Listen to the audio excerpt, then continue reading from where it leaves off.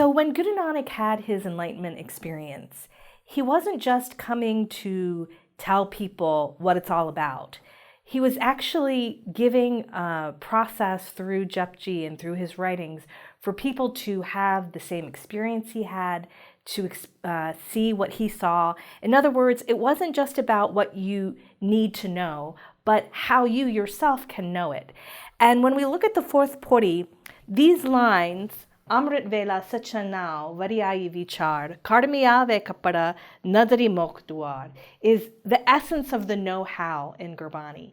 Now, every single one of these words is so rich and so important to the lexicon that the Gurus used. So we're going to take our time and go through and look at these words in depth. Amrit gets translated very often as nectar, but the Siri Singh Sahib Yogi Bhajan once translated this for me as deathless blood. That's the sound of Amrit. It means that when you know in the marrow of your bones that you actually are deathless. We translate it as nectar, or we translate it as bliss. We translated it as a lot of ways, but it's a deeper kind of knowing. It's a deep knowing, not mental, not logical, not from the mind or visual. It's that when my blood knows that my consciousness is deathless, I've attained the experience of Amrit. Vela means time. Okay, such again is that that sort of divine, authentic reality. Now gets translated as name, as in nam, name. But when we're talking about the nam, we're talking about identity. We're not talking about some name of some God guy out there. You have a nam. You have an identity. You are part of the divine, and there's a spark of delight, of divine light within you that is your true, authentic identity. And so this is what you need to know. It's not that you need to know something else. It's about knowing your deepest, most truest self. Variayi is greatness. This is a word about how great things are, the greatness of life, existence. And vichar is a very specific kind of mental process.